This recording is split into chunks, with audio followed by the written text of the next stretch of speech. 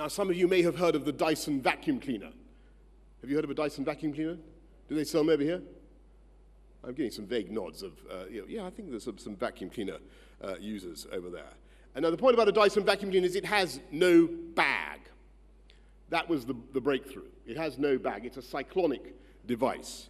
And it scandalized other EU manufacturers, and they saw a threat to their market share. And they persuaded, principally Siemens and Bosch and Miele and Bosch, and they persuaded the Commission to ban it, or that particular model, on the grounds that it used too much power and had too much suctive force.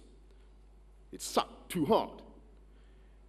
Now, look, I'm sure you're all in this conclave expert wielders on of the vacuum cleaner, as I say, and I'm sure you know there are risks in deploying an overpowerful vacuum cleaner. You can accidentally suck your budgerigar through the bars of a cage, or do yourself or sustain some sort of serious injury in the course of vacuum cleaner abuse.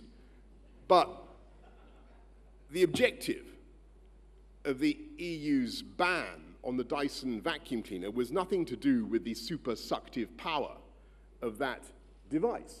Absolutely not. It was nothing to do with safety.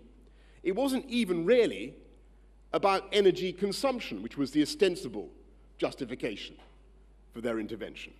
Their real objective, at the behest, as I say, of Miele and Bosch and other manufacturers, was to stifle competition and to stifle innovation.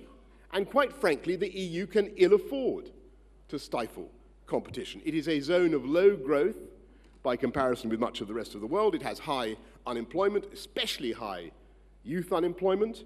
The proportion of patents registered in the EU worldwide has fallen by about 10% in the last 10 years.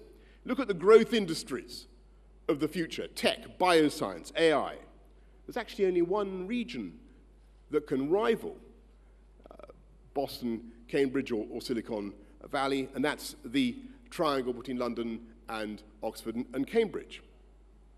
And I think one of the advantages of Brexit, as we look to the future, is that in all those growth industries, the UK should be able to do things differently and do things better.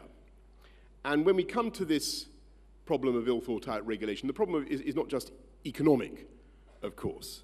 It's political, in the sense that we have no democratic control over this superstate. The Euro Parliament is barely understood. No one knows the names of their Euro MP.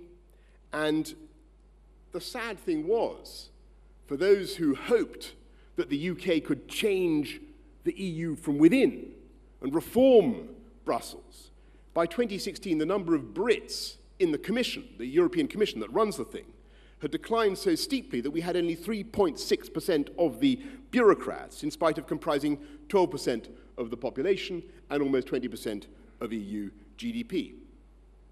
So that was why, when it came to that choice in 2016, we had, as the title of this conclave I think is, we had a hard choice. We had a hard choice. We could continue.